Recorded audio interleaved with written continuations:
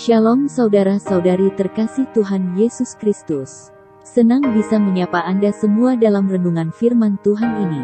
Dan ini semua adalah karena berkat dan kasih kemurahan Tuhan. Apapun yang terjadi dalam hidup kita, semua ada dalam kebesaran tangan Tuhan.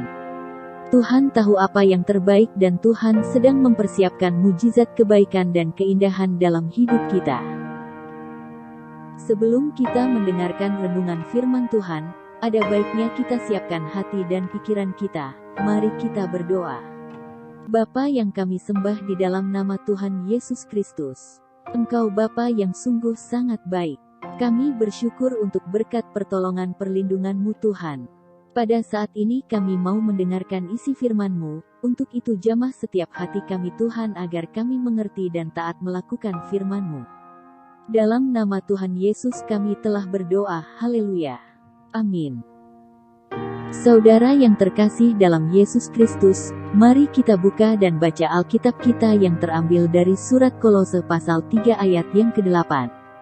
Beginilah firman Tuhan, tetapi sekarang, buanglah semuanya ini, yaitu marah, geram, kejahatan, fitnah dan kata-kata kotor yang keluar dari mulutmu. Membaca ayat ini kita sering membandingkan dengan tindakan-tindakan yang kita lakukan terhadap sesama kita manusia, padahal lebih daripada itu kita perlu mengerti bahwa ini juga berkaitan dengan tindakan kita terhadap Tuhan. Bahkan kita sering marah bukan hanya pada manusia tapi kepada Tuhan. Baik sadar atau tidak sadar, kita kesal pada Tuhan. Memfitnah Tuhan dengan kata-kata yang kotor, mengatakan bahwa Tuhan tidak baik, Tuhan itu jahat, Tuhan tidak menolong. Ini merupakan bentuk penghinaan terhadap Tuhan pencipta kita. Oleh karena itu kita hendaknya menghindari hal ini agar tidak ada kepahitan dalam hati dan hidup kita terhadap Tuhan. Semua sikap yang disebutkan dalam ayat ini yaitu marah, geram, kejahatan, fitnah dan kata-kata kotor itu semua berbicara tentang kepahitan hati. Orang yang punya kepahitan akan punya ciri-ciri seperti ini, dan mulutnya akan mengeluarkan kata-kata yang bernuansa kepahitan. Jadi hendaknya jangan lagi kita mencari-cari alasan dan kambing hitam atau sikap dan respon kita yang salah terhadap keadaan kepahitan itu.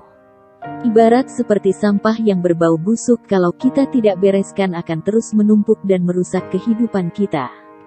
Jadi baiknya ambil sikap yang benar sesuai dengan kerinduan Tuhan atas kita, yaitu kita memuliakan Tuhan dengan mulut kita, dan senantiasa bersyukur kepada Tuhan. Karena Tuhan telah melimpahkan sukacita dan damai sejahteranya.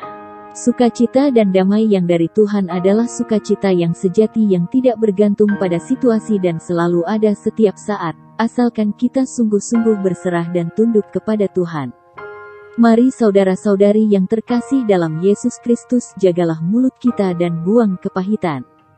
Hiduplah dalam sukacita Tuhan. Tuhan sudah mengurapi dan memenuhi kita dengan Roh Kudus-Nya. Dan Roh Kudus-Nya itu adalah roh sukacita penghiburan yang memberikan kita kekuatan. Ketika kita dapat menghadapi semuanya dengan hati yang bersyukur dan penuh sukacita, maka kita akan mensyukuri setiap potensi karunia yang Tuhan anugerahkan. Mari kita berdoa. Bapa, dalam nama Tuhan Yesus Kristus, kami bersyukur untuk firman-Mu Tuhan, yang telah kami dengar, yang mengajarkan kepada setiap kami untuk senantiasa bersyukur dan bersukacita di dalam Tuhan. Kiranya kami disingkirkan dari semua kegeraman, amarah, kejahatan, fitnah dan kata-kata kotor. Kami tidak ingin meracuni kehidupan kami dengan segala kepahitan yang ada, tapi kami mau memiliki sukacita hati yang penuh dengan syukur kepada Tuhan. Ajarlah kami Tuhan untuk melihat dari sudut pandang yang benar terhadap segala kesulitan yang ada.